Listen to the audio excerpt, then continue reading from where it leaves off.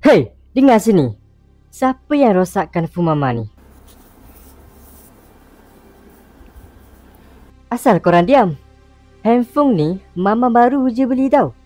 Korang ingat nak dapatkan benda ni pakai daun ke? Sekarang ni Mama tak nak cakap banyak. Cepat mengaku siapa yang buat. Oh, jadi tak ada siapa yang nak mengaku. Okey, Mama kira sampai 3. Kalau tak ada siapa yang nak mengaku juga, Mama akan pukul semua. 1, 2. Okey, Angah bagi tahu. Ayah, semalam lepas Angah balik dari main sukan, Angah nampak Mama dan Pakcik Jamal masuk dalam bilik berdua.